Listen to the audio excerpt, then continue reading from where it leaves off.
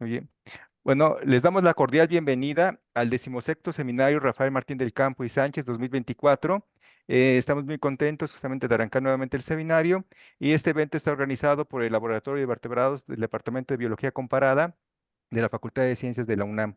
Este tendrá una duración del 2 de abril al 24 de septiembre de 2024. En esta mesa nos acompaña el doctor Rogelio Aguilar, que es el coordinador del Departamento de Biología Comparada, la doctora Kathleen Ambab Steinley, que es organizadora y profesora del Laboratorio de Vertebrados, y nuestro invitado, el doctor Jorge Ignacio Servín Martínez, de la UAM Xochimilco. Le damos la palabra al doctor Rogelio Aguilar. Adelante, doctor Rogelio. Bueno, muchas gracias, Noé. Y muchas gracias y hola a todas y a todos, quienes estamos presentes.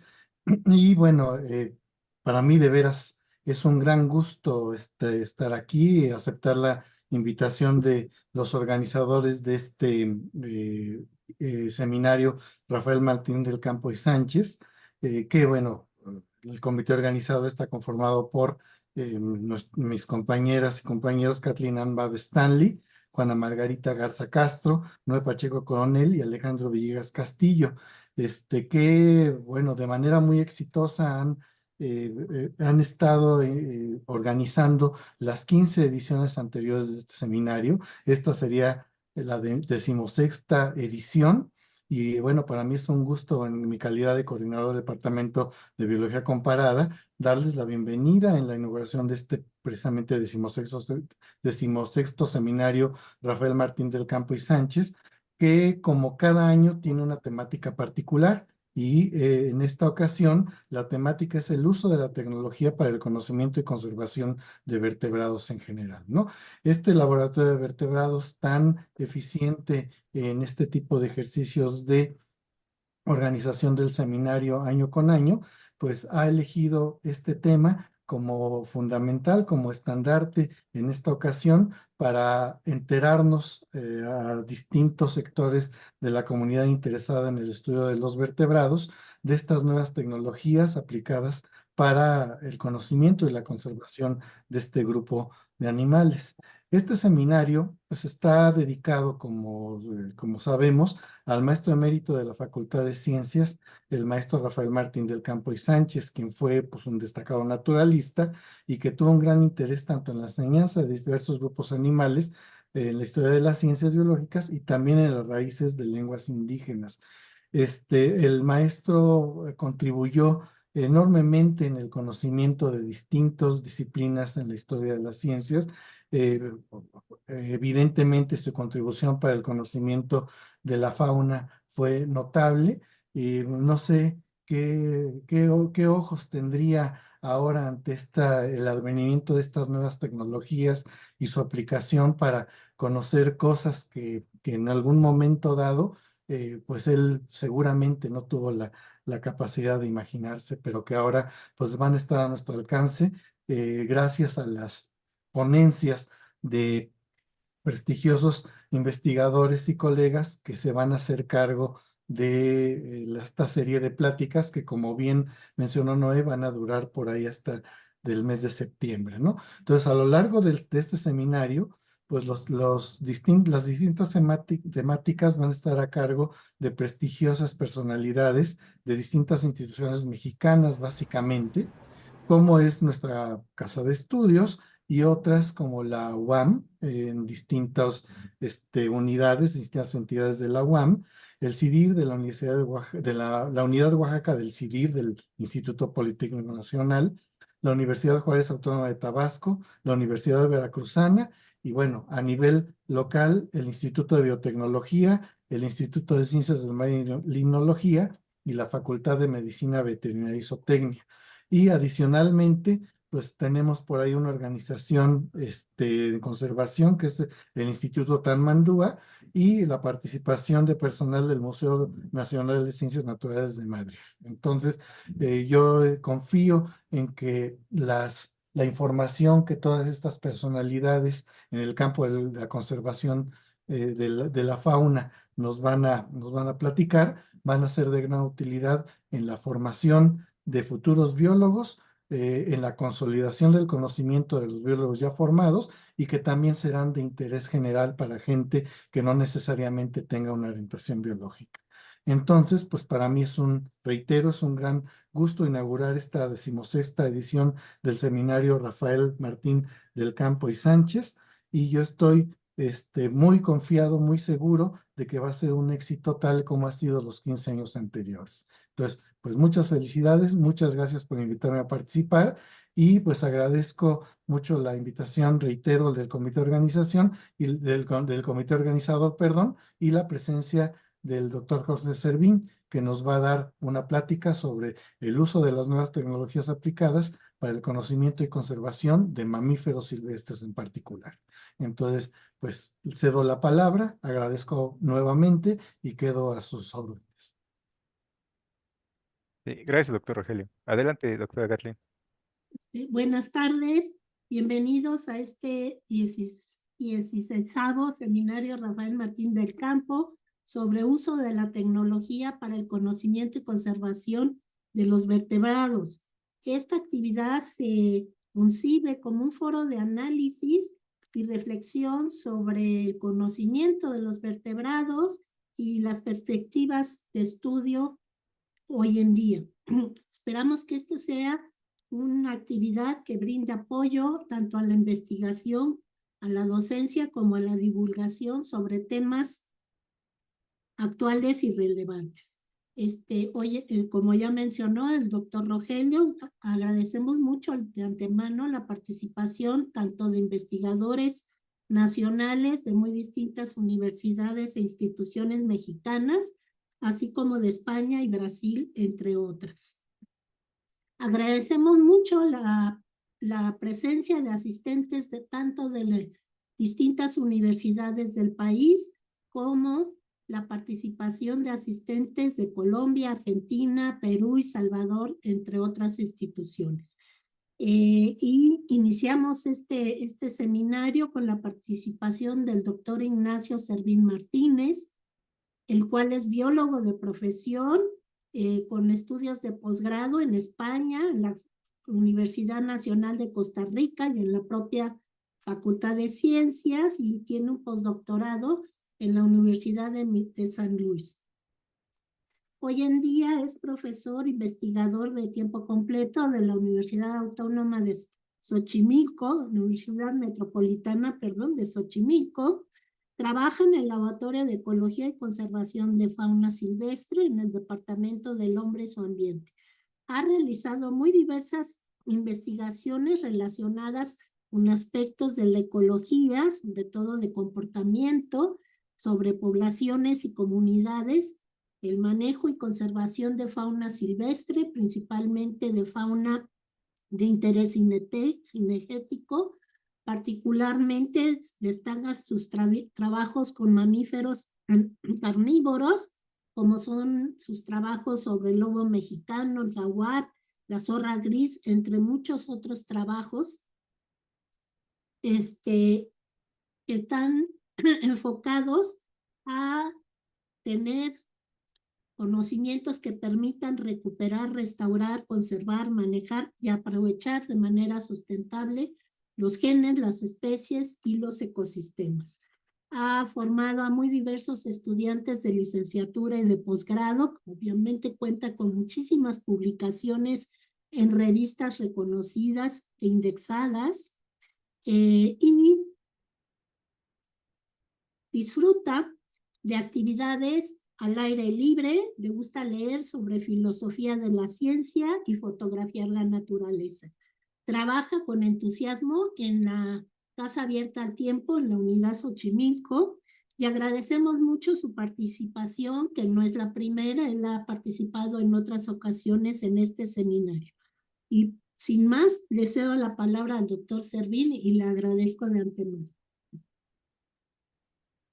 Muchísimas gracias, doctora Ann Stanley, también al doctor Rogelio Aguilar, por supuesto a Noé Pacheco, a la doctora Margarita González y Alejandro Villegas, quienes amablemente me han estado invitando en diferentes años en que se ha llevado a cabo este seminario, que Y ahora que me volvieron a invitar me dio mucho gusto porque se está convirtiendo en un seminario clásico, ¿no? En un seminario muy abierto donde las personas interesadas en la conservación, manejo y aprovechamiento de la vida silvestre, eh, tenemos un espacio para debatir, ¿no? Y eso me entusiasma mucho porque es muy formativo para las nuevas generaciones. Entonces, muchísimas gracias a todos ustedes, miembros del Laboratorio de Vertebrados, también al Departamento de Biología Comparada y de la Facultad de Ciencias, que es mi alma mater. Me da muchísimo gusto regresar a compartir experiencias y conocimientos con ustedes. Bien, pues vamos a dar inicio a la charla al tema de inicial. También agradezco el honor de haber iniciado este decimosexto seminario. Yo me enteré hasta hace poquito que iba a ser el primer ponente, entonces me puse muchísimo más nervioso de lo habitual. Entonces, pero pues vamos a ver, miren, y justamente como es un seminario que va más allá de compartir información que uno genera o de lo que uno está haciendo, yo lo preparé con esta tesitura provocativa, porque las nuevas tecnologías, también pensándolo, pues a nosotros nos ha tocado vivir como biólogos y un poco también como seres humanos en una transformación del planeta impresionante, ¿no? Entonces, y me permití desarrollar no solamente nuevas tecnologías, para muchos jóvenes esperarían que hable de lo último de que está pasando en la tecnología, pero voy a hacer una recapitulación de lo que se podría reconocer como nuevas tecnologías, entre comillas, desde un poco el siglo XX, ¿no? Porque como, como interesados en la generación del conocimiento y en la ciencia, pues sabemos que esto avanza muy lentamente, ¿no? Sobre todo si revisamos el desarrollo del conocimiento por la parte occidental, pues empezamos a tener una sistematización y una orientación desde los griegos.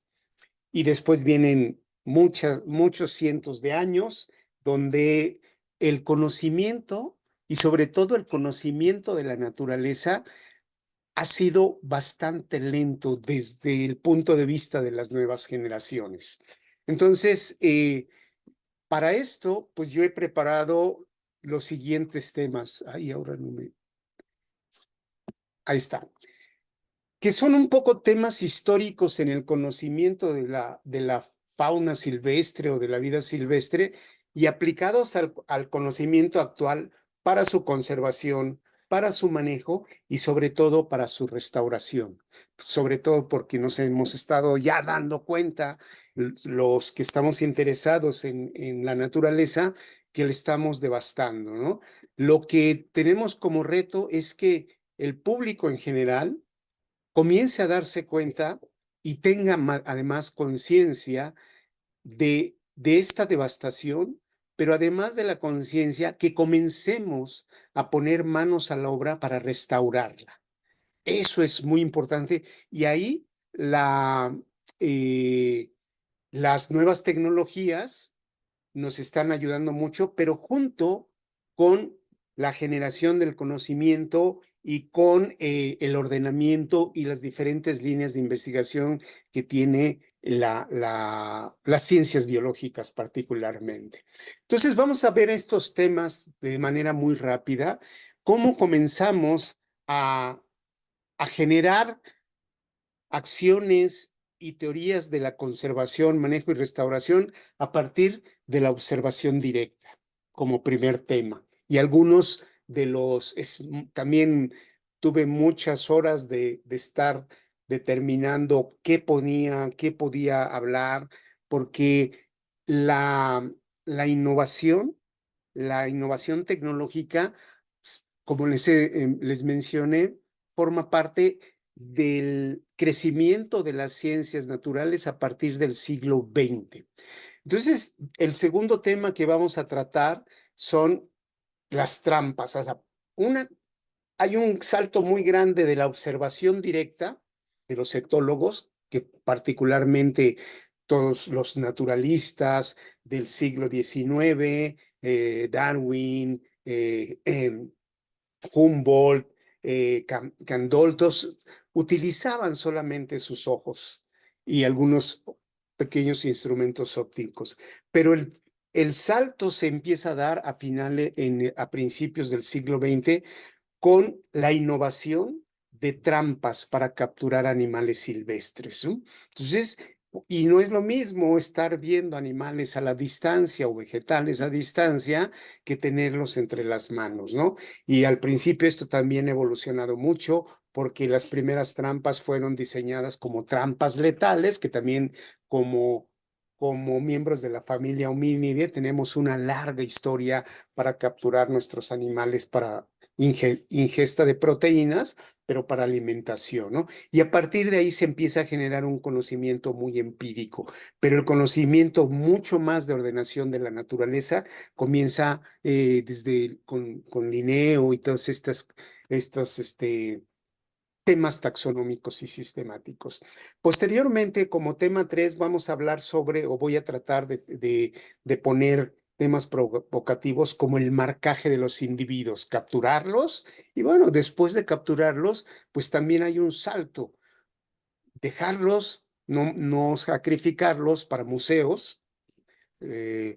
Los países de la Edad Media, los grandes potencias mundiales de los 1500, 600 y 700, pues venían a América y se llevaron grandes cantidades de ejemplares que ahora forman parte de sus colecciones. Durante un tiempo fueron un poco atacadas, el hecho de matar, pero ahora justamente con estas nuevas tecnologías, con esta innovación no solamente tecnológica, sino científica y de software, esta cantidad de conocimientos que se acumuló durante cientos de años de estar recolectando animales, ahorita empieza a dar otro tipo de frutos, ¿no? Entonces, de trampas letales a trampas de sujeción vivos, a las trampas cámara, que son un poco en el ambiente virtual.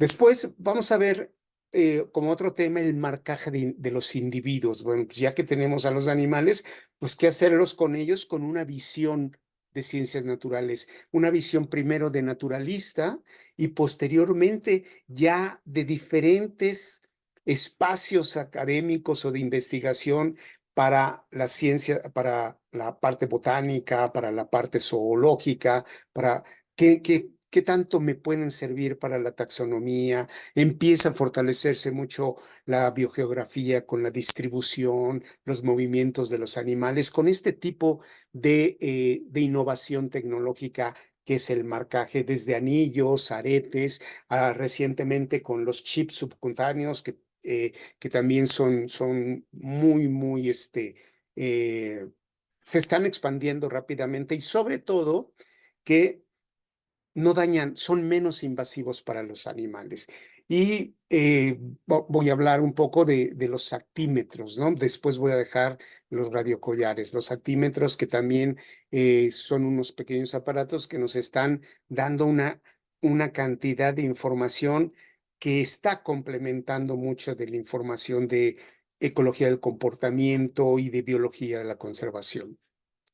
El tema número 4 va a ser equipos de captación de presencia. También en mi larga carrera como biólogo, pues con los colegas norteamericanos o del primer mundo, luego traían algunos elementos como los sensores térmicos que los utilizábamos, por ejemplo, en las madrigueras, los utilizamos un poco para roedores o para oquedades que nos encontrábamos en el campo y metíamos los sensores térmicos y detectaba calor y con eso nos podía decir si había algún individuo homeotermo, un individuo o algún animal que generara su temperatura porque no son tan eficientes con los reptiles, ¿no? Y los sensores auditivos que ahorita hace unos 10 años empezaron a tener un boom por la complejidad, la sencillez y sobre todo por los precios. Y ahí vamos a tocar un poco el tema de las cámaras trampa. Al final vamos a ver los equipos electrónicos de seguimiento individual. Vamos a ver un poco radiocollares de VHF, de alta frecuencia, y de ultra alta frecuencia, que son los UHF, y finalmente con los radiocollares GPS. Pero lo que más me interesa y a mí me gustaría que, sobre todo los jóvenes, los biólogos, los naturalistas jóvenes, comiencen a unir esta tecnología con el conocimiento y hacia dónde nos puede llevar. Y aquí en esta primera diapositiva vemos en recuadro verde los diferentes temas de los cuales se ha beneficiado estas nuevas tecnologías, ¿no? Desde la etología, la ecología del comportamiento, la taxonomía, la distribución geográfica, ya en el siglo XX, después de los 50, de los 60, la ecología de poblaciones, y ahí es donde empieza a emerger los conceptos de conservación y manejo de poblaciones. Y ya hay un gran acumulación de información de especies de manera individual como poblaciones, y las tecnologías nos ayudan para empezar a tener un piso más alto de observación de nuestra naturaleza, que es la ecología de las comunidades y la ecología de los sistemas. Y justamente con la ecología de comunidades, pues es como todos ustedes han visto en sus clases, para hacer buena ecología de comunidades necesitamos muchos datos de diferentes poblaciones. No podemos hacer una buena ecología de comunidad si no tenemos una porción significativa de la composición de especies de esa comunidad. Y ahora, desde los 90 para acá, empezamos a generar ese tipo, al menos en vertebrados que son desde los peces o los anfibios, reptiles, aves y mamíferos, que son complicados para trabajar y se necesita invertir muchísimo más tiempo en el campo. Y finalmente, con otras tecnologías como los datalogs, las estaciones que nos dan información climática, temperatura, precipitación, cantidad de luz, podemos tener los elementos para describir y empezar a comprender de mejor manera no solamente las poblaciones, comunidades, sino también los sistemas ecológicos, ¿no?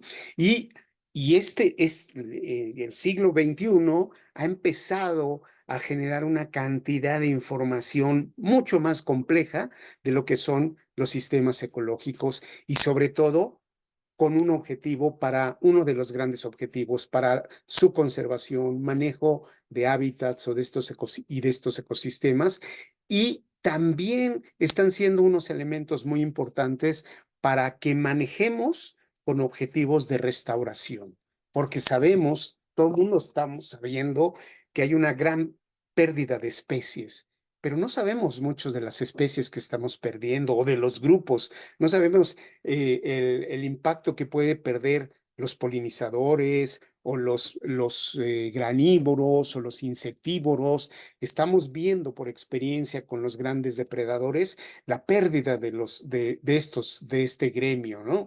Que también ahora, pues justamente hace 40 años que empezamos a tratar de rescatar a los lobos mexicanos, teníamos grandes lagunas de información que ahora tenemos, y esta información nueva la estamos llevando a las comunidades forestales y a las comunidades de nuestro país, y ellos, como tienen un conocimiento empírico de lo que son sus bosques, lo han estado comprendiendo. Y entonces, a diferencia de hace muchos años, que si les proponíamos regresar a los osos o regresar a los lobos, decían, no, no, no, no, no queremos problemas. Ahora se empiezan a dar cuenta que tener bosques completos les va a beneficiar a su actividad económica.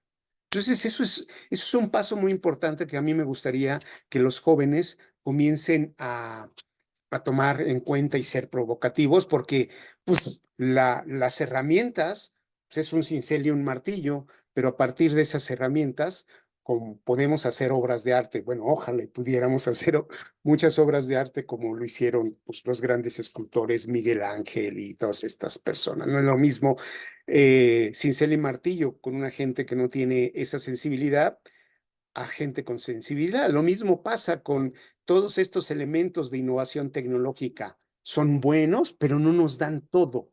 Nosotros tenemos que aplicar mucho del conocimiento formal que tenemos en nuestros programas de estudio. Entonces vamos a seguir a la siguiente diapositiva. La siguiente diapositiva, bueno, es un poco, lo primero fue una introducción de la tecnología y lo que vamos a ver, pero también otra parte que tenemos que quedar muy de acuerdo es que vamos a entender por conservación biológica y qué vamos a entender por el manejo. Constantemente se habla de la conservación, del manejo y como hace unos minutos de la restauración, pero tenemos que acordar qué es eso. Y para eso, pues los 90s, cuando México empezó a ordenar su vida y a generar leyes y una estructura orgánica para pues preservar, conservar y manejar el capital natural, pues se llegó a la necesidad que nuestras leyes tuviéramos un concepto que todo mundo entendiera, todo ciudadano, todo mexicano entendiera de lo que es la conservación biológica y se reflejara en las leyes. Y entonces, pues se reconoce por la Ley General de Vida Silvestre, la Ley General del Equilibrio Ecológico y Protección al Ambiente, que la conservación biológica es la protección, cuidado, manejo y mantenimiento de los ecosistemas, los hábitats, las especies y las poblaciones de la vida silvestre dentro y fuera de sus entornos naturales, de manera que salvaguarden las condiciones naturales para su permanencia a largo plazo.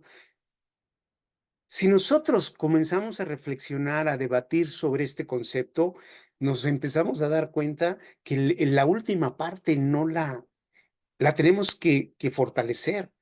No estamos salvaguardando las condiciones naturales para que el capital natural permanezca en el largo plazo, al menos en este país. Y además en un país bastante notable porque tenemos una sobresaliente diversidad biológica. Somos de esas regiones en el planeta que tiene una extraordinaria diversidad biológica y eso también nos lleva a un compromiso ético, no solamente de cuidarla, sino de comprenderla, de entenderla, y en este caso a lo mejor toco puntos medio álgidos que pueden parecer como políticos, pero también los gobiernos deberían de meter más presupuesto a esta comprensión y este entendimiento de nuestro capital natural, porque como nosotros sí lo podemos entender o lo visualizamos, es la base de la estabilidad también económica y de la producción de alimentos, de medicinas y de una gran cantidad de servicios ecosistémicos que todavía incluso no reconocemos. Entonces, por eso yo creo que los biólogos de estas nuevas generaciones deben crecer con ese reto profesional, reto ético, como ustedes le quieren llamar, de generar una mejor naturaleza y comenzando por nuestra casa, comenzando por nuestro país, nuestro estado, etcétera, ¿no? La biología de la conservación o la conservación biológica actualmente ya es considerada una ciencia madura que se encarga de mantener, conservar, manejar y aprovechar de manera sustentable los recursos naturales del planeta. Y se sustenta en tres ejes, que es la preservación, el manejo y el aprovechamiento de estos recursos naturales. Esto también debería de estar permeado en los altos funcionarios públicos, sobre todo los que están relacionados con la naturaleza, no solamente el cuidado, sino también el aprovechamiento, ¿no? Y pienso en las secretarías de Agricultura, de Ganadería, que deberíamos de empezar a trabajar de manera entrelazada para para preservar estas condiciones que salvaguarden nuestra naturaleza y nuestro capital. Entonces, muchos de los biólogos pues, nos formamos con el interés de ser científicos, de ser investigadores o profesores, pero ahora estos diferentes caminos están haciendo que los jóvenes biólogos, los jóvenes ecólogos, los jóvenes interesados en los recursos naturales también tengan otras oportunidades en otras arenas profesionales, como sería las consultorías privadas, la política, las consultorías, los senadores, los diputados locales, federales y estatales requieren de grupos especializados que tengan una formación científica sólida para que determinen y opinen cuáles serían las mejores o las leyes óptimas para preservar, conservar y manejar y utilizar nuestro capital natural. Y a eso nos lleva al siguiente concepto, el manejo de fauna silvestre. ¿Qué se entiende por manejo de fauna silvestre? Reconocemos que Leopold en su libro en muchos de su libro, él acuñó muchos términos del manejo de la vida silvestre y ha formado, sobre todo en Norteamérica, una ética de la conservación. Pero Leopold, dentro de su biografía, él aprendió mucho de las comunidades indígenas del norte del país. Venía en los veranos y luego cuando estuvo haciendo su trabajo de la fauna silvestre de México, estuvo trabajando y observando cómo manejaban los recursos naturales y sobre todo la fauna de interés que ahora llamamos cinegético, pero era de interés para meter proteína animal a estas comunidades, ¿cómo lo manejaban? ¿Cuáles eran sus criterios? Y entonces ahí fue donde Leopold acuña como una frase que el manejo de la vida silvestre es un arte y una ciencia que tiene por objetivo generar cosechas anuales sustentables y en el largo plazo. Pero ese es un poco como hacia dónde es el uso de la vida silvestre. Pero el manejo de la fauna silvestre o de la vida silvestre se reconoce también en estas pocas líneas que también están en nuestras leyes. Y son todas las acciones temporales y sus efectos para conducir un espacio silvestre con determinadas variables bióticas y abióticas para incrementar, mantener o decrecer el tamaño de poblaciones y comunidades animales y vegetales que ocurren en estos espacios. Y ahí es donde nosotros tenemos muchísimo que hacer, los biólogos. Tenemos como un gremio profesional tenemos mucho que aportar. Justamente en este libro de Ernest Mayr, que publicó por los 70s del siglo pasado, que se llama That is Biology, esto es biología, que está traducido al español.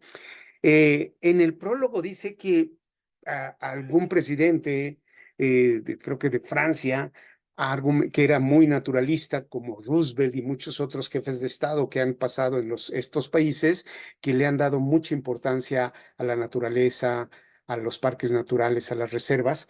Creo que Giscard d'Estaing decía que la profesión del futuro iban a ser los biólogos. Porque los biólogos son aquellos profesionistas que están cultivados o educados con esa sensibilidad hacia la naturaleza y a partir del siglo XXI íbamos a comenzar a descubrir los beneficios que tiene la naturaleza y a romper con un paradigma histórico de muchos siglos que nos han enseñado muchos, sobre todo en las culturas occidentales, hemos crecido que el mundo está hecho para nosotros, que nosotros somos la cúspide de la evolución y que pues, los animales, los frutos y todo lo que hay es para nuestro provecho. Y ese paradigma se está rompiendo con estas pequeñas y grandes acciones de biología de la conservación, donde nosotros somos una especie más de este gran capital natural y lejos de ser su dueño, su rector, somos parte de él, ¿no? Y tenemos, así como parte de él, tenemos que respetarlo y tenemos que aprender a convivir con el resto de nuestras especies en nuestros entornos. Bien, entonces con estas definiciones o estos conceptos, vamos a empezar a ver para qué sirven los fierros, para qué sirven estas herramientas que hemos estado que yo elegí. Y vamos a empezar con el primer tema, que es la observación directa, ¿no? Los binoculares, los telescopios, los aparatos de visión nocturna, esos cambiaron y me sitúo por los años 40. Aquí solamente tengo, creo que es la siguiente diapositiva. Sí, bueno, había una, la borré, no sé por qué, donde están los tres grandes etólogos, que son Nico Tinbergen, el que está aquí con una cámara de cine, Konrad Lorenz y Abe Westphal. Estos etólogos estuvieron usando solamente su visión y comenzaron a hacer uso de telescopios, de binoculares para describir la naturaleza. Aquí puse una fotografía de un naturalista en África con una cámara, esto es a finales del siglo, a principios del siglo XX, con una cámara con telefoto. Ahora todo eso, la tecnología y la innovación tecnológica nos ha hecho que tengamos estos, por ejemplo, estos binoculares Swarovski, que cuestan entre 40 y 50 mil pesos, que tienen una nitidez extraordinaria. Cualquier ornitólogo quisiera tener, bueno, algunos los tienen, pero estos generalmente los utilizan los cazadores, no solamente los binoculares, sino también los spotscope o los telescopios Swarovski, porque pues tienen que ir a la búsqueda de especies muy aposemáticas, que se camuflajean mucho, y entonces tiene una gran capacidad para observar la naturaleza que pasa desapercibida, tanto los binoculares como los telescopios, ¿no? Y estos, junto con la aparición de ellos, estos tres etólogos también comenzaron a construir los métodos los métodos para generar un conocimiento de calidad, y es donde nace la etología y después se desarrolla como ecología conductual. Ya la guerra y las innovaciones tecnológicas de las potencias, pues lo último de las últimas cosas que nos han traído como beneficio para los naturalistas son estos aparatos de visión nocturna, que también muy al principio estaban prohibidos, muy al principio estaban en los 80s que empezaron a salir al mercado en el primer mundo, solamente tenían hasta 2 o 3X, o sea, tenían pocos aumentos. Ahora ya tienen muchísimos aumentos, y para hacer estudios conductuales de animales nocturnos, sigilosos, pues son bastante útiles. Y ahora también a mí me da muchísimo gusto porque muchos de los estudiantes que salen a campo salen con una cámara fotográfica, una reflex ya digital, con telefoto, y pues tienen imágenes impresionantes. Pueden ver a un ave, a una lagartija, a una serpiente, a un ratón, la capturan en el tiempo y la pueden revisar con muchísimo más detalle. De esto voy a hablar un poquito más extensamente, algo que le llamé la captura de la luz. O sea, porque nos interesa a nosotros capturar animales y todo, pero a través de estos instrumentos ópticos, lo que estamos haciendo es capturar la luz. Bien, y con la aparición, les estaba comentando que surge la necesidad de aprender a observar.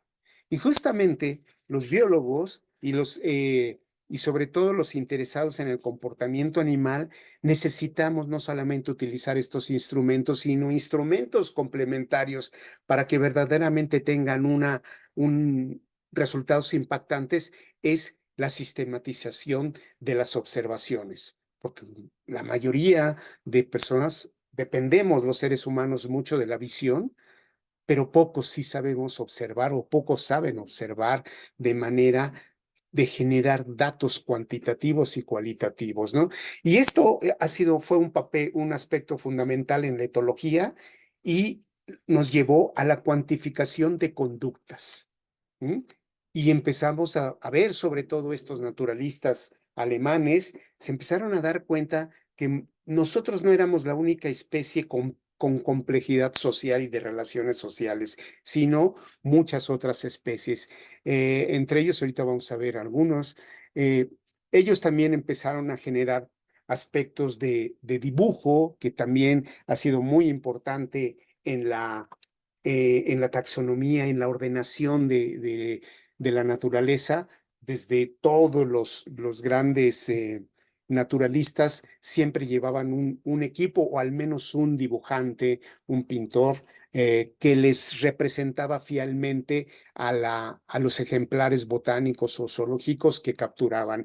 Incluso a mí, yo les digo a mis alumnos que José María Velázquez, el pintor mexicano, estuvo trabajando con Humboldt cuando él vino a México, y en el MUNAL, en el Museo aquí de Arte, hay algunas obras que hizo para Humboldt. Supongo que Humboldt no se las llevó porque vio algunos detalles que no cumplían con las reglas botánicas, y entonces están en el Museo de Arte de la Ciudad de México.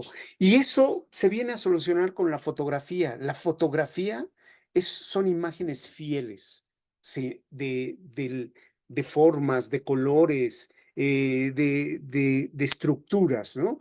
Y luego, después de la fotografía, la filmación.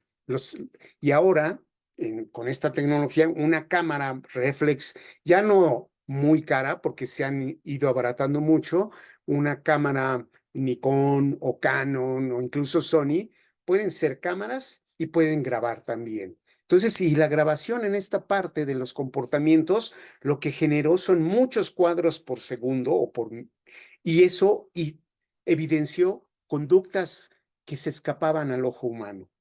Entonces, ahí también se empezó a ver. Y por supuesto, jóvenes, las notas de campo. Veo en las nuevas generaciones que llevan su cámara, sus cosas, pero se han olvidado un poco de la libreta de campo. Y la libreta de campo es esencial para pasar el conocimiento de lo no formal a lo formal. Entonces, las notas de campo que igual el papiro se inventó hace muchos siglos, pero sigue siendo útil. Igual las tabletas y todo eso, la documentación digital. Eso nos llevó a generar etogramas, hojas de registro, y hacer también análisis estadístico. ¿Qué detonan estas nuevas tecnologías? Que también antes veíamos uno o dos comportamientos, ahora tenemos muchos, y hay que aplicar análisis estadístico para determinar cuáles son los comportamientos más comunes, más raros, etcétera, su graficación y su interpretación. Aquí tenemos aquí estaba la fotografía que les hablaba de los tres grandes etólogos alemanes, Karl von Frisch, Konrad Lorenz y Nico Tinbergen, ¿no? Y ellos, por ejemplo, con sus observaciones, Lorenz escribió sobre la agresión, el pretendido mal. ¿Qué significa la agresión, no? Y eso es muy interesante que se revisen, y sobre todo ahora en la actualidad que está mucho la violencia de género y todas estas cosas, que revisemos las bases evolutivas de las diferencias, entre ellas la agresión, la sumisión y las conductas sociales amistosas, ¿no? Que evolutivamente aparecen no solamente en los seres humanos, sino en todos, curiosamente, como común denominador, en los grupos que forman sociedades. Y dentro de esas sociedades, pues hay señales corporales que paran o estimulan la consecución de estos comportamientos, como por ejemplo aquí tenemos en una agresión de un lobo, la sumisión pasiva de un lobo receptor para inmediatamente la agresión. Aquí también hay una sumisión, no hay una agresión tan fuerte, pero aquí está dándose cuenta el lobo negro que el lobo blanco le está presentando una sumisión, y esos son elementos genéticos muy importantes que paran las agresiones. Entonces, en nosotros, en nuestras sociedades, posiblemente hemos perdido mucho estos mensajes de posturas, y no hacemos mucho caso a la solicitud de paro de agresión a través de una sumisión activa, pasiva o sumisión de grupo, ¿no? También encontramos cómo el aprendizaje importante a la hora de nacer de los polluelos, de las primeras imágenes que ven, se improntan, tienen un aprendizaje rápido y la siguen. Y no solamente, posteriores investigaciones no solamente dieron datos para las imágenes, sino para los olores. Los olores son muy importantes en esas primeras etapas de los animales sociales para fijar una relación de lazos amistosos. Todas estas cosas las estuvimos ejecutando entre los 80s y el 90 para desarrollar el lectograma de lobos mexicano. Y aquí es donde vamos a empezar un poco a ver cómo hemos utilizado estas herramientas novedosas en programas y acciones de conservación, de restauración y de manejo de la vida silvestre. Y para eso lo que nosotros hicimos fue a abrevar o usar la escuela europea, lo que habían las recomendaciones o los métodos que habían generado Lorenz, Schenkel y Siemens.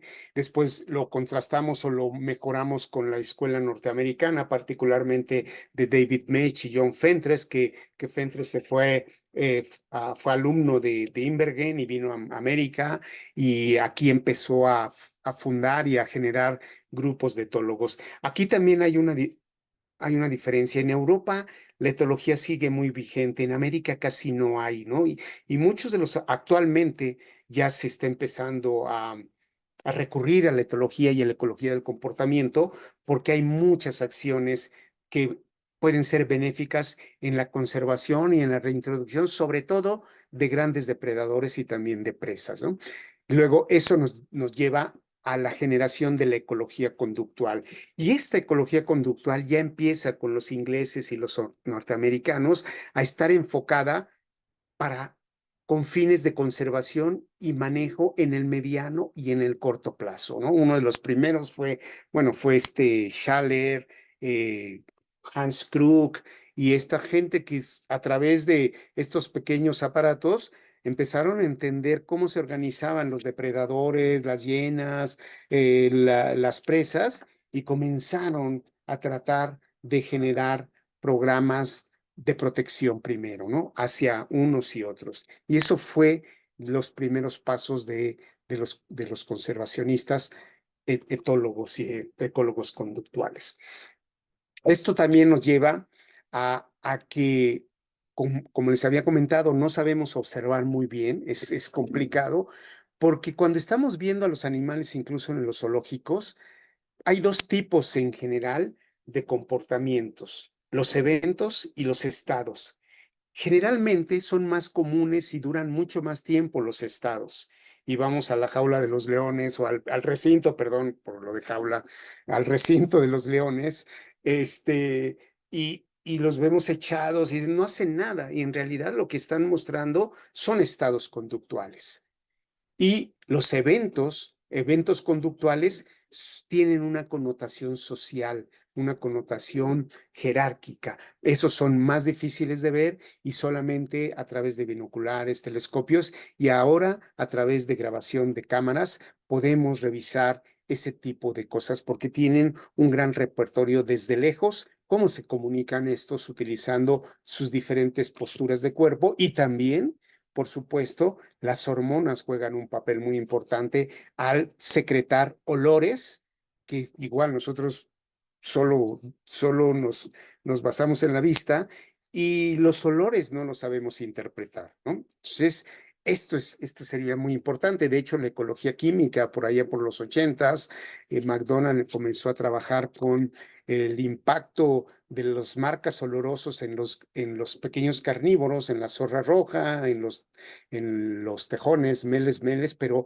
no estaba la parte química y las partes metodológicas tan desarrolladas y quedó un impasse, una laguna, y solamente recientemente, después hay otro intento con unos estudiantes de David Mech que tratan de hacer lo mismo, cómo funcionan los marcajes olorosos en la territorialidad de los lobos y y solamente en invierno, porque en invierno se daban cuenta dónde marcaban, porque marcaban sobre nieve y la orina se podía mantener y se podían hacer algunos análisis químicos de la cantidad de hormonas que tenía. Y ahí empezaron a descubrir que eran sensibles a las concentraciones o a las emisiones de olores por las hormonas. Y no es recientemente, sino en los 2000, en este año, en este siglo, que no solamente la observación directa, sino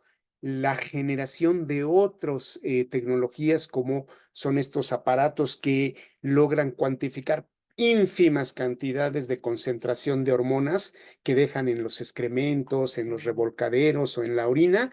Nosotros estamos empezando a entender cómo es esa comunicación que se da entre estas especies sociales, que no nada más es morfológica, de posturas, también es de sonidos y es de olores. Entonces es muy interesante lo que la observación ha generado, ¿no? En este sentido, pues también los métodos de muestreo empiezan de presencia-ausencia, focal por individuo, focal por pareja, barrido, y estos ahora son como métodos que se pueden aplicar y utilizar en los datos que tenemos de cámaras trampa, porque allí también en su momento voy a hablar un poco de lo subutilizado que son estas grandes cantidades, estas miles de imágenes que generan las cámaras trampa.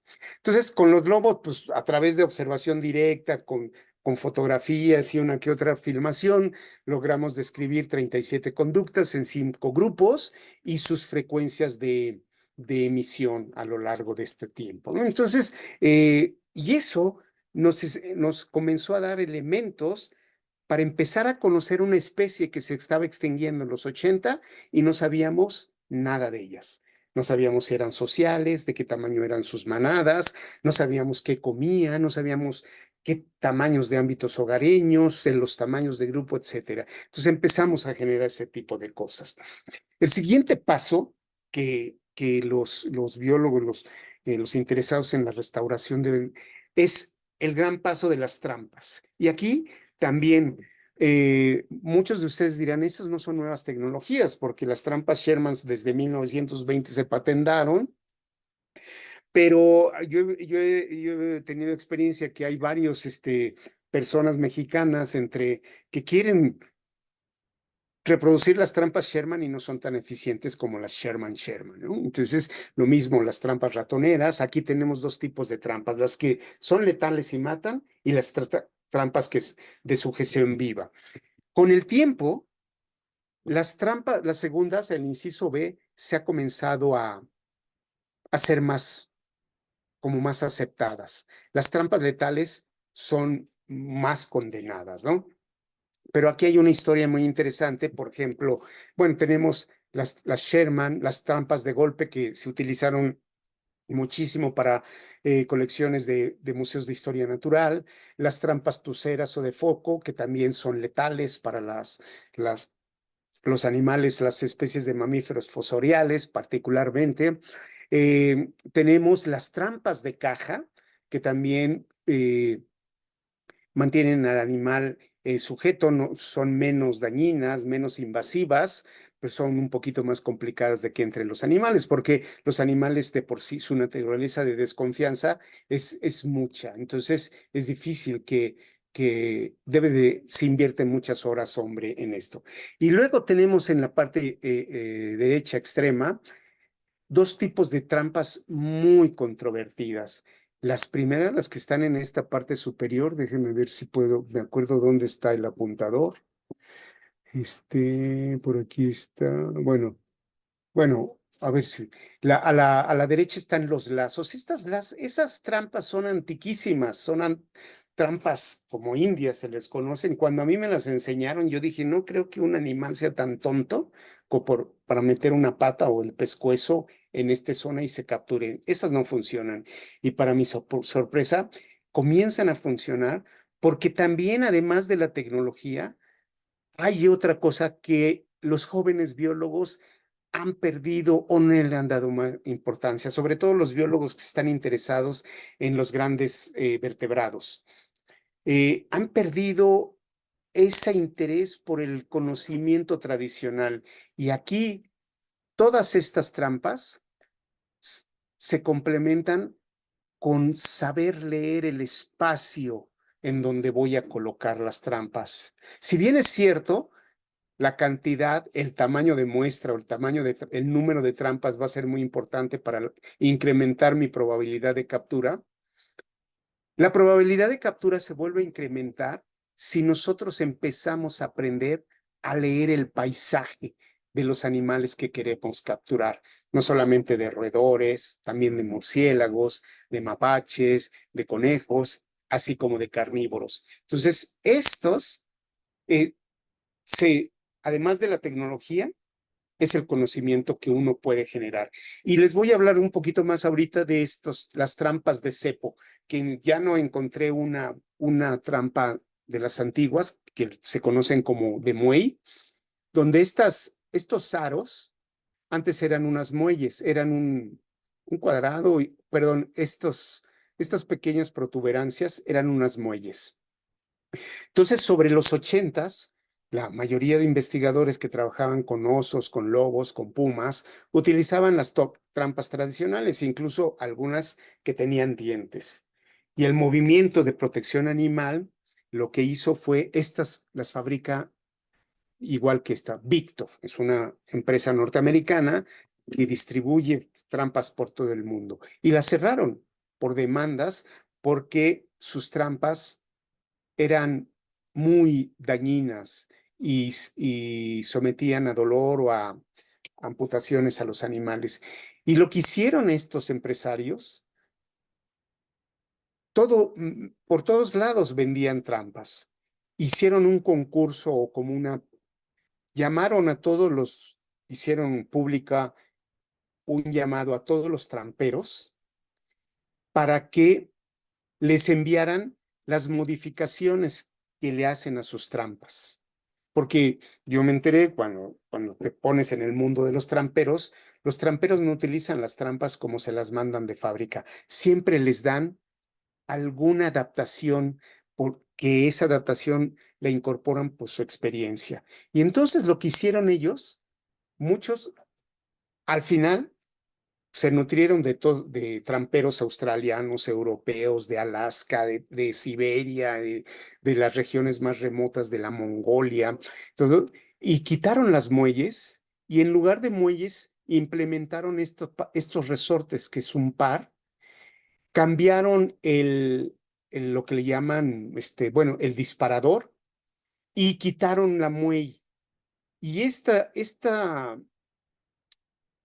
forma del pedal lo que mantiene es una presión constante y la muelle lo que hacía, la presión conforme pasaba el tiempo se incrementaba, por lo tanto era muy letal, ¿no? Entonces, y un gran efecto que tuvo para disminuir significativamente los daños a los animales fue que le recortaron el grosor de las quijadas y en lugar de quijadas le colocaron acero, perdón, ay, se me fue la palabra, de alta presión, neopreno de alta presión, de alta densidad. Y entonces esto es algo súper importante. Si los interesados en esto lo pueden buscar toda esta historia en el Journal of Wildlife Management y el Bulletin en los 80s. Del 80 al 86 estuvieron saliendo todas estas discusiones y el porqué de cada una de las adaptaciones. Cuando la trampa cierra rápidamente, lo que hace el neopreno absorbe la energía, toda esa energía cinética que trae la fuerza del resorte y la convierte en calor. Y ese calor lo que hace, como es neopreno de alta densidad, lo reblandece y lo hace blando. Entonces, a la hora de que golpea, absorbe una gran cantidad de energía y se vuelve blandito y se amolda al, a la,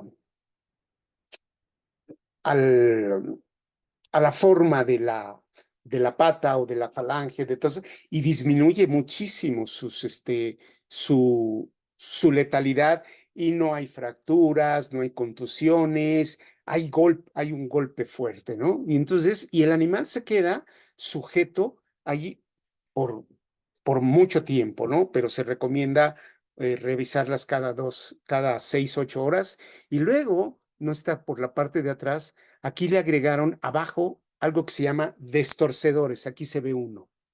Estos destorcedores hacen que el animal pueda girar las veces que quiera y nunca se va a detener. Va a ser como un reguilete y entonces el animal no tiene peligro de luxarse, de fracturarse o de tener una fractura expuesta. Entonces, esto fue muchísimo y lo que recomiendan es que se fijen estas trampas. Entonces, pues a mí me enseñaron con este tipo de trampas y los animales, los carnívoros que yo capturo, pues son con estas, ¿no? Igual mucha gente los, eh, no les gusta, dicen, argumentan crueldad, pero pues yo no, lo que hacen es que asustan al animal. Lo asustan porque es algo que lo sujeta de manera improvisada y ahora hay lazos de cuello, lazos de pie, también se han estado quitando estos cepos duros y estas quijadas se han estado convirtiendo en lazadas de acero que son menos letales, ¿no? Entonces, la innovación no solamente es de un año, sino los fabricantes en este sentido de tener que a los biólogos o a los naturalistas nos interesa tener y marcar animales sanos en buenas condiciones para saber bien de ellos, entonces han estado implementando esa tecnología. Bueno, aquí tenemos unas pequeñas fotografías de lo que usamos con las trampas. Esta es de Mara Anet, son fotografías de su trabajo, donde pues ella estuvo capturando roedores de manera muy exitosa y aquí es donde empiezo a ser un poco provocativo. La mayoría cuando hacemos retículas de ratones o series de redes, nos interesa una especie y generalmente nos interesan las especies más dominantes. Cuando yo hice un poco el inventario de los mamíferos de Durango, me di cuenta que las especies más representadas en las colecciones de roedores son las especies más raras. Las especies más comunes, las dominantes, están poco representadas en las colecciones. Esto es porque, bueno, es un poco también falta de visión cuando uno hacemos las cuestiones. Hay que colectar jerárquicamente, pero lo que hacemos, yo he visto muchos estudiantes de licenciatura, incluso de posgrado, que se pasan 1 o 2 años trabajando con retículas para ratones y solamente agarran los datos de la especie dominante. Y todos los datos de la comunidad los desechan. Y esto mismo está pasando con las cámaras trampa. Me interesa solamente que es el mapache y solamente elijo los datos de los mapaches y no hago por ver cuál es la función de la abundancia de los mapaches cuando suben, bajan las otras abundancias. Entonces, esta como parcialidad en el uso de los datos viene desde las cámaras trampa. Bueno, vamos a dejar un poco eso, ese tema y ahora vamos con el marcaje de individuos. Los marcajes, pues aquí tenemos muchos, desde anillos. Los más nuevos serían estos, los microchips. Aquí les puse en esta diapositiva los dos cosas que ya nos hemos olvidado, como en esta diapositiva pongo, de marcar con pintura o con aretes o con ectomización de falange por meter estos microchips, que son unas pequeñas cápsulas que pueden grabar información, que tienen un número y son subcutáneos, generalmente se ponen en el dorso de los animales y se leen con estos aparatos. No, se pueden leer incluso cuando esté en la trampa Sherman, y tenemos datos muy eficientes. Los otros son los collares de radiotelemetría. Estos, pues como todo mundo sabe, empiezan desde seguirlos a pie casi por triangulación a los nuevos collares que ya tienen una tecnología GPS, que la localización de los animales los mandan a su computadora y a su oficina. Entonces, los microchips nosotros los hemos utilizado en los lobos. Desde pequeños se les incorpora en el lomo a un microchip con un número que nunca va a cambiar. Y esto también es muy bueno, esto también se está tratando de hacer en CITES para marcar animales que pueden ser objeto de tráfico ilegal, porque pues a pesar de que no tengan una marca visible, tiene un microchip que puede determinar de dónde es ese animal y cuál es su procedencia, etcétera, etcétera. Tiene mucha utilidad para controlar el tráfico de especies. Y también eso lo hacemos con animales adultos. Aquí están unas fotografías de los anillos. Los anillos más se han utilizado con las aves y con ellos hemos reconocido mucho sus rutas migratorias, sus distribuciones o sus movimientos altitudinales de determinadas especies en función de la temporada, la puesta de cámaras trampa, etcétera. Y vamos a ver ahora en estos marcajes individuales algo que es interesante, la actimetría, que también hay pocos,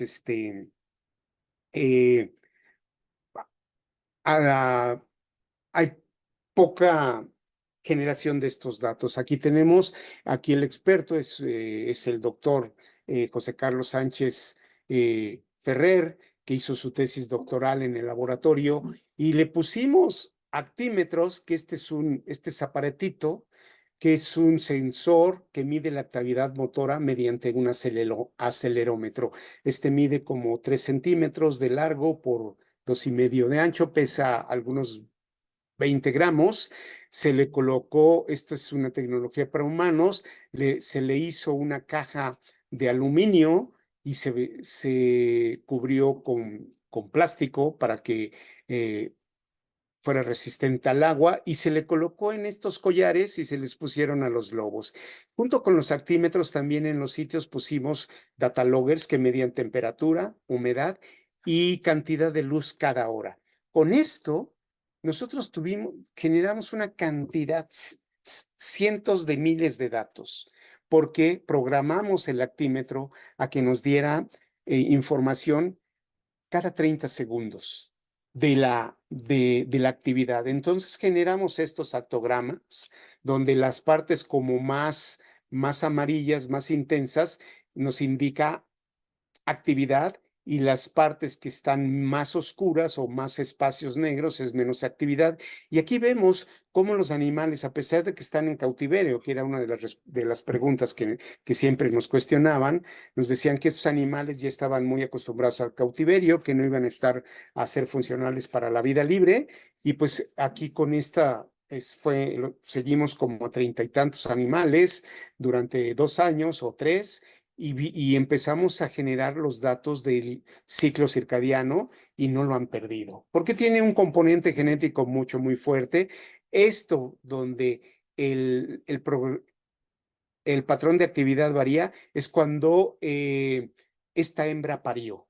Empieza aquí, el parto tiene una demanda energética fuertísima y de actividad, y durante las noches de amamantar y de cuidar a los crías, pues los animales tienen muchísima actividad.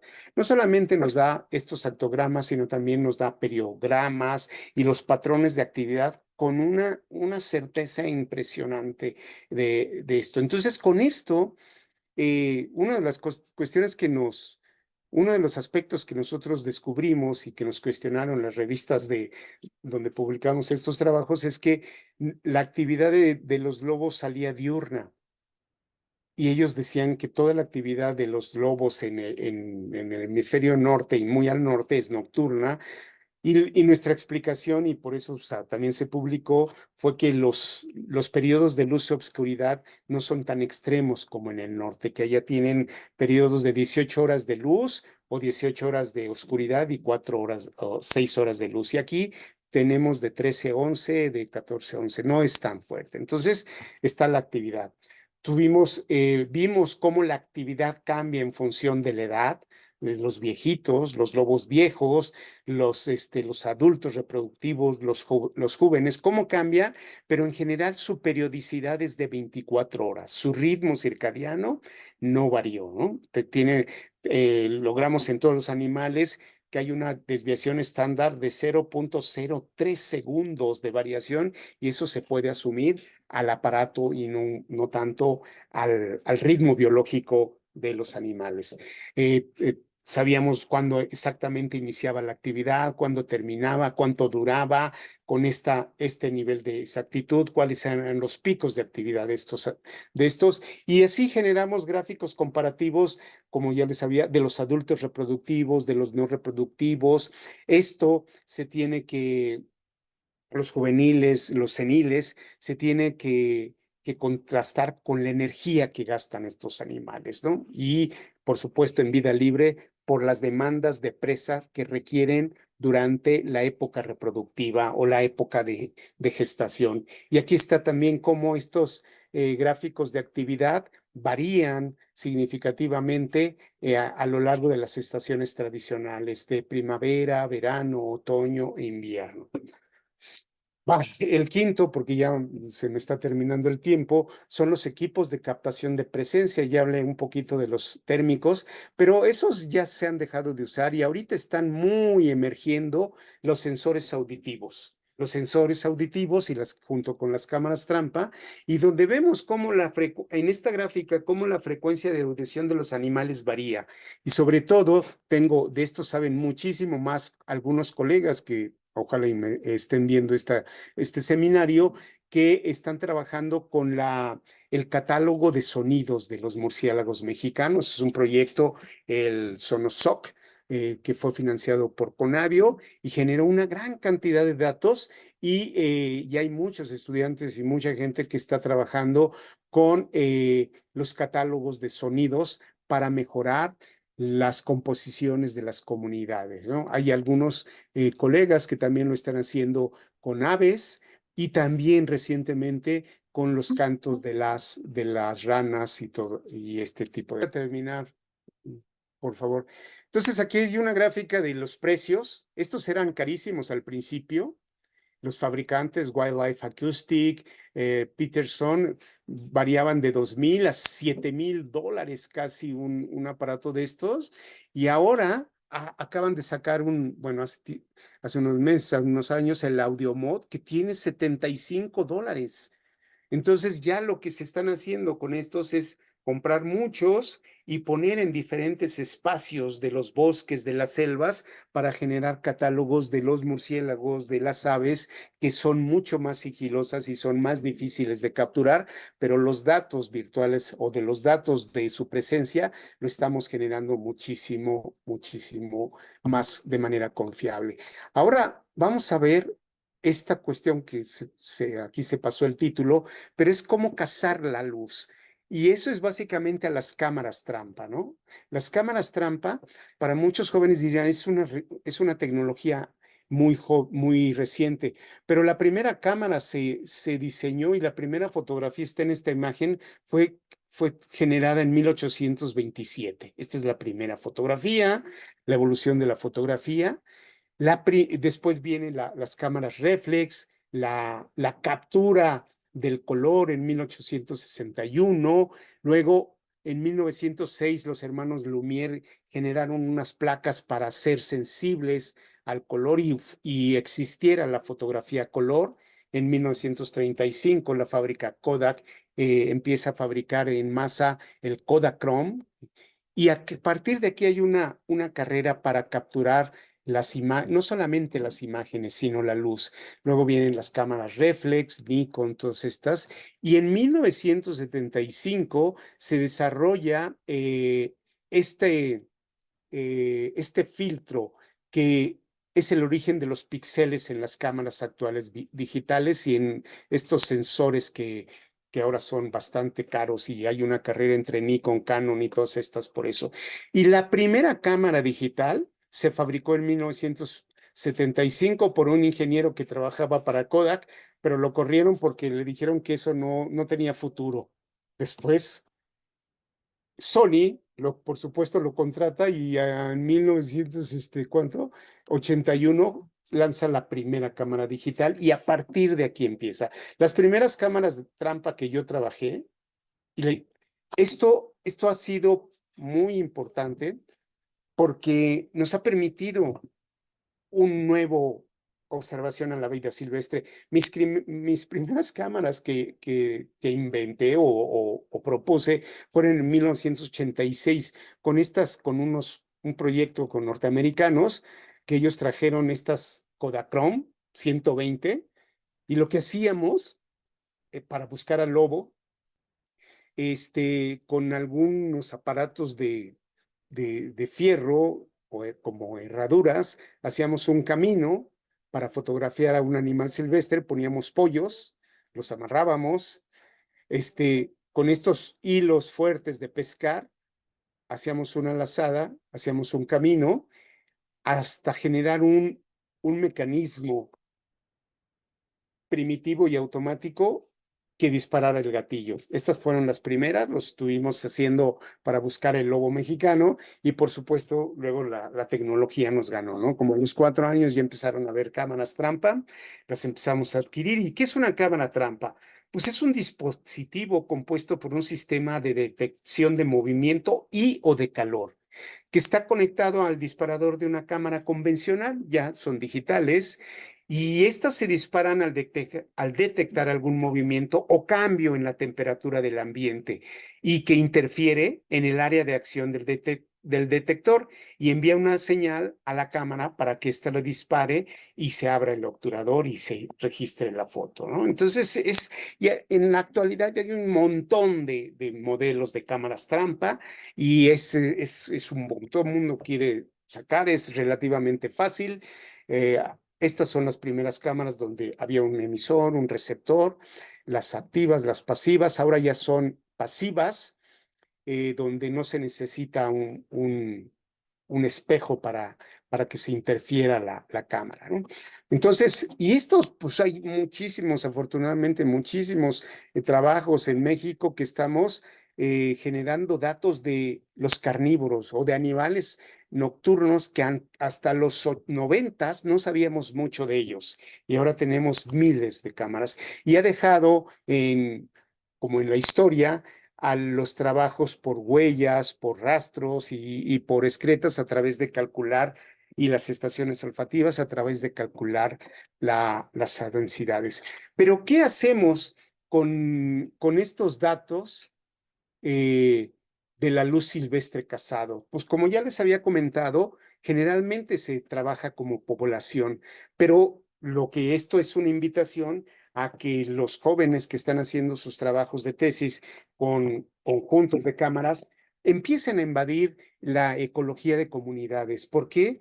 Porque con las cámaras, con un año de muestreo, pueden tener la composición de las especies y la riqueza, la composición de ese lugar. Por lo tanto, la riqueza y cómo varía la riqueza a lo largo de las estaciones, cómo son las abundancias de las especies en ese sitio, cómo varía la abundancia y también cómo la diversidad está fluctuando a lo largo del año, cómo las especies dominantes van cambiando y cómo la uniformidad de especies también cambia en función de qué, de los recursos. Y justo con eso, ahora tenemos no solamente los elementos para generar estos datos, sino las técnicas estadísticas de análisis multivariado para entender, para ordenar y clasificar estos datos y tratar de comprender cómo se estructuran estas comunidades. Entonces, esta es una invitación. Aquí están, cómo la dinámica de la comunidad varía en el tiempo, pero es el conjunto de carnívoros que está haciendo a lo largo de creo que 2 años. Estos son datos. Nosotros tenemos en el laboratorio un proyecto que estamos ahora cumpliendo 10 años de tener un montón de cámaras trampa en los bosques de pino encino, y junto con porque nos interesa la comunidad, pero después de eso podemos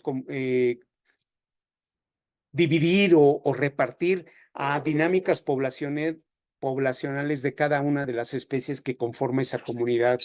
Y además de eso, también podemos generar datos de los ritmos biológicos, los circanuales, los circalunares, los circadianos, a través de ser muy ordenado y sistemático en el registro de estas cosas. Y la provocación es que este tipo de proyectos no se conviertan en proyectos de 1 año o de 2 años o de 3 años, sino de largo plazo, porque sobre todo por nuestro capital natural, que somos un país notablemente diverso, también las dinámicas de las especies y de las comunidades y de los sistemas ecológicos tienen que variar con respecto a lo que se ha encontrado en los grupos más norteños o sureños, los análisis de hábitat, etcétera.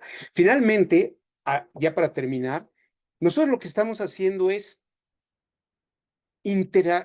meter 2 tipos de técnicas: los modelos de ocupación o los modelos espaciales con cámaras trampa y la radiotelemetría. Ya estoy en el tiempo, estoy un poco nervioso. Entonces, con el uso de estas 2 tecnologías, las cámaras trampa y la radiotelemetría, lo que estamos haciendo es responder otras preguntas más profundas de los modelos de ocupación, cómo estos modelos de ocupación son dinámicos en el tiempo, en el espacio, en las diferentes altitudes, a través de trabajar con pares de cámaras, de especies. Y vemos cómo metiendo estos modelos de ocupación que tienen sitios fijos de cámaras trampa, la radiotelemetría, que también se ha abandonado mucho con las cámaras trampa. La radiotelemetría nos da la ventaja de estar siguiendo a los animales exactamente a donde va ellos, no a donde los llamamos o pasan por una cámara trampa. Ahí encontramos más sus movimientos en libertad y vemos cómo se sobreponen sus ámbitos hogareños, sus espacios, cómo estas dimensiones espaciales, temporales y tróficas están variando entre las especies y nos están dando una gran cantidad de reflexiones y de datos para argumentar más sobre la competencia, sobre la exclusión competitiva, sobre la coexistencia de animales y, por supuesto, pues les estamos metiendo la dinámica trófica, que eso es lo que está como determinando, ¿no?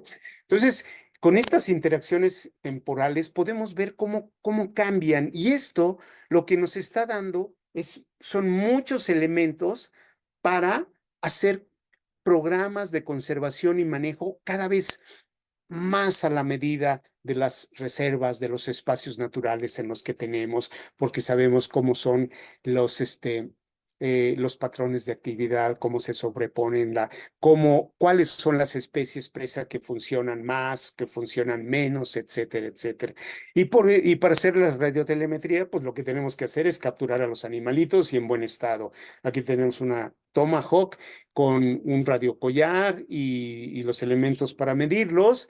Lo anestesiamos, le ponemos su chip, le ponemos su radiocollar y lo liberamos en el mismo sitio de manera y se tienen que ir sanos para que nos entreguen datos que en conjunto con las cámaras trampa, esta es una estación de cámara trampa, donde vemos uno de nuestros animales radiomarcados, y también tenemos datos para comparar la fidelidad espacial que te dan las cámaras trampa con respecto a lo que te dan los seguimientos intensivos de cada hora de la radiotelemetría. Y no estamos utilizando radiocollares de GPS, lo seguimos como dice, a pie, ¿no? Con los GPS, pues sería muchísimo más. Lo seguimos con estaciones fijas de antenas, con antenas móviles, y así generamos los datos de nuestro ámbito hogareño. Ya, esta es la última. Para finalizar, jóvenes, aquí están las flechas. Todos los temas que vimos, el impacto que tiene en la etología, en la ecología conductual, en la taxonomía, en la distribución geográfica de las especies, en la ecología de las poblaciones, con énfasis en la conservación y el manejo de estas. Ecología de comunidades. De aquí para abajo, de la ecología de comunidades, es un campo muy fértil para tesis, de posgrado, de maestría, de doctorado, porque, bueno, esto hay algunos huecos, pero estos son terrenos relativamente vírgenes que las nuevas tecnologías nos van a dar muchísimos más datos que lo que hicieron con los clásicos. Entonces, esto sería una invitación para que si están en un laboratorio donde están utilizando cámaras trampa o radiotelemetría o las dos cosas, pues comiencen también a trabajar el software, las preguntas importantes de la ecología de las comunidades, de los sistemas, de la distribución, de la conectividad, y lo pueden hacer para manejar, para conservar o para preservar las especies o las comunidades o los grupos de su interés. Entonces, por último, para finalizar, pues quiero agradecer porque utilicé datos de todos, de los integrantes de mi laboratorio, que es el Laboratorio de Ecología y Conservación de Fauna Silvestre.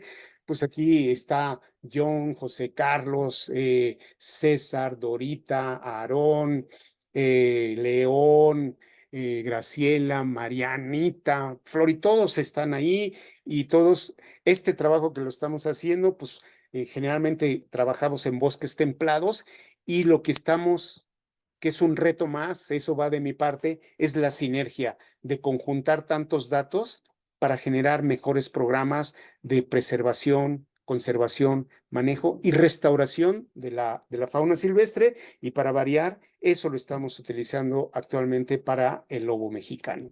Entonces, muchísimas gracias. Si tienen algunas preguntas, espero poder responderlas. Muchísimas gracias.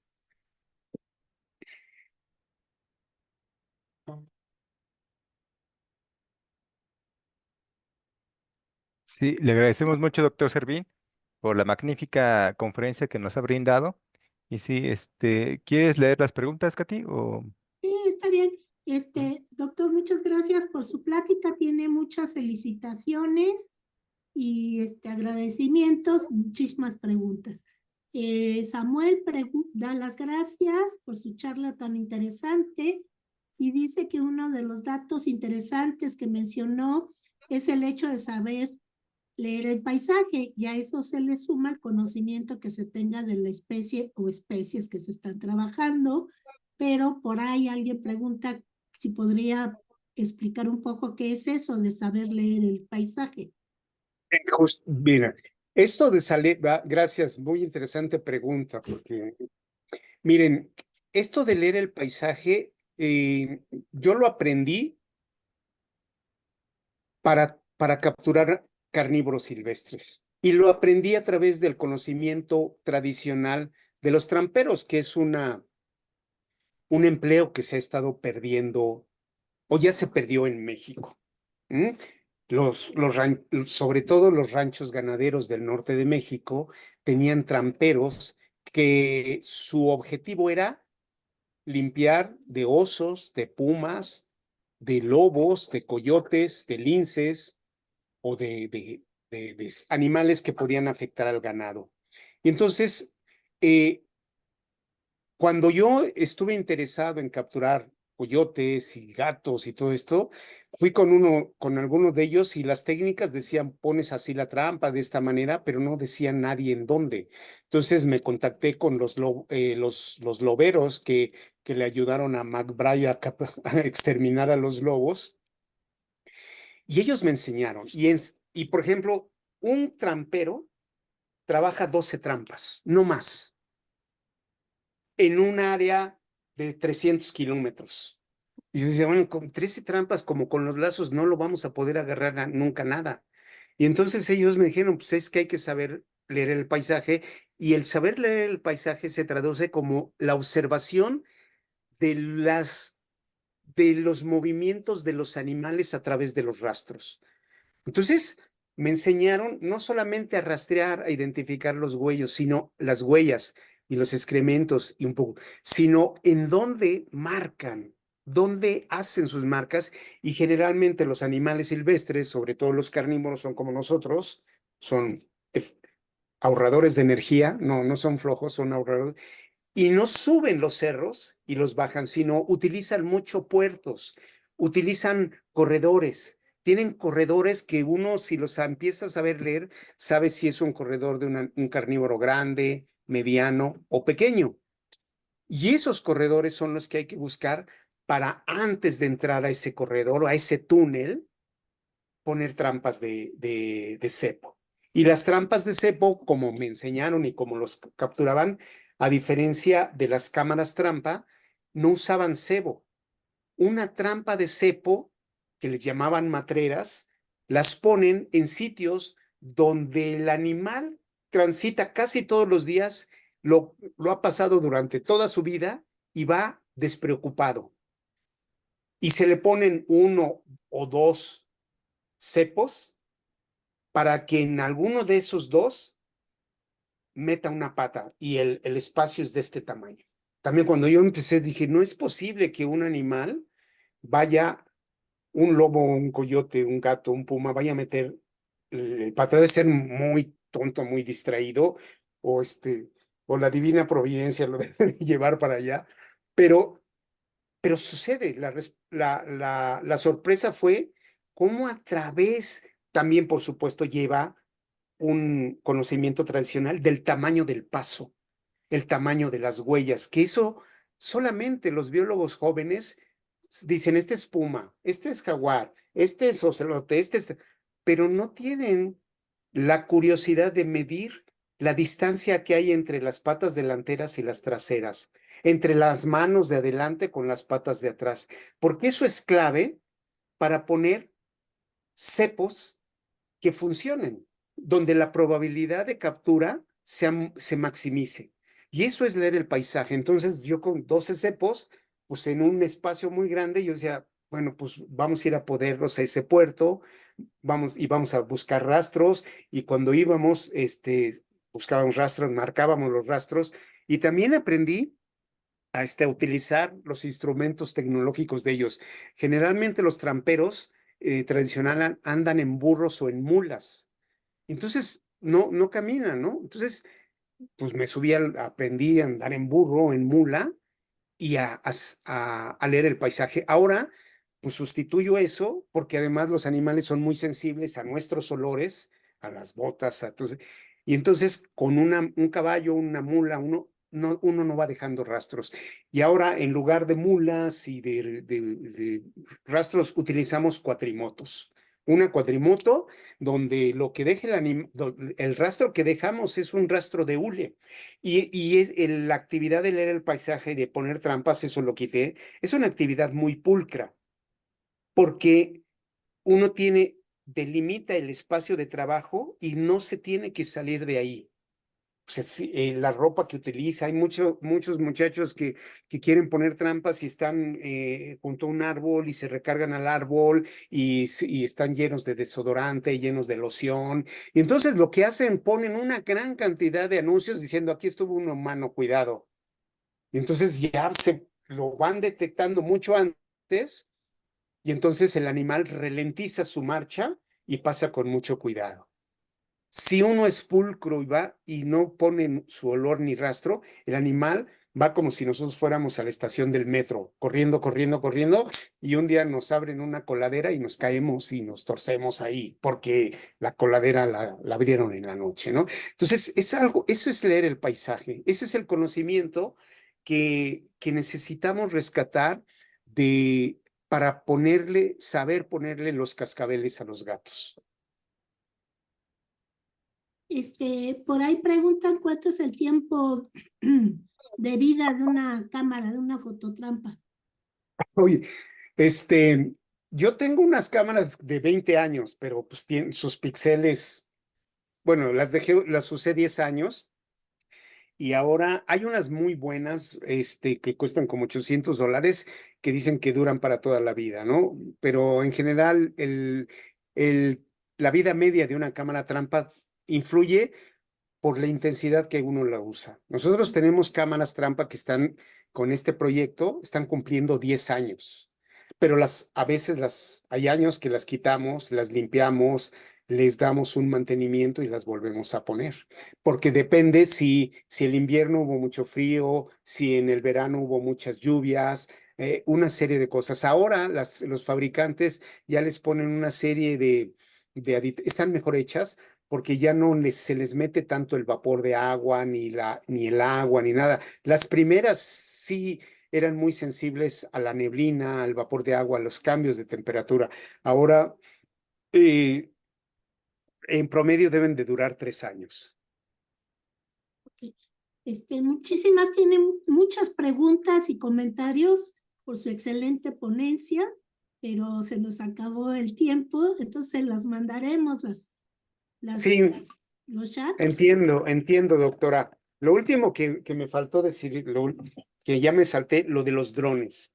Lo de los drones lo estamos utilizando justamente, o se debe de utilizar para acercarse a las madrigueras y también para poner con más eficiencia trampas. Ajá. Y un favor, doctor, si podría poner en el chat dónde podrían comunicarse.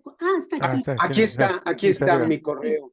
Es el institucional. Ahí está. Estoy a sus órdenes.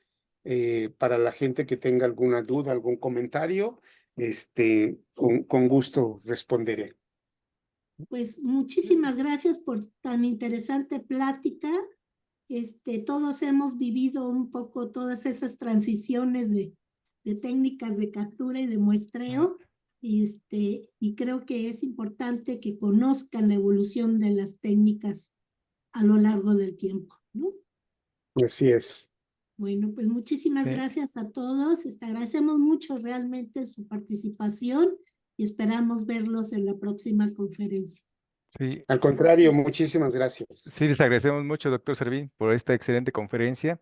De hecho, nada más antes de cerrar, le mandan saludos de varias partes de México, de Guerrero, de la Universidad Autónoma de Guerrero, de Zacatecas, de Yucatán, de países como Salvador, Perú, Argentina, Costa Rica, se han conectado. Y nada más antes de cerrar, los invitamos a que se conecten a la siguiente conferencia.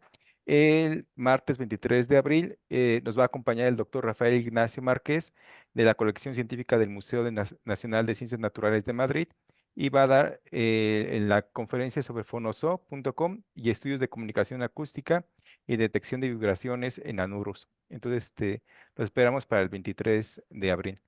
Entonces, les deseamos que tengan un excelente año y que nos sigan acompañando en este seminario, Rafael Martín del Campo. Te agradezco mucho, doctor Servín. Le mando por correo su constancia. Muchas gracias. Gracias, muchísimas gracias. Nos estamos viendo. Que tengan buena tarde todas y todos. Gracias.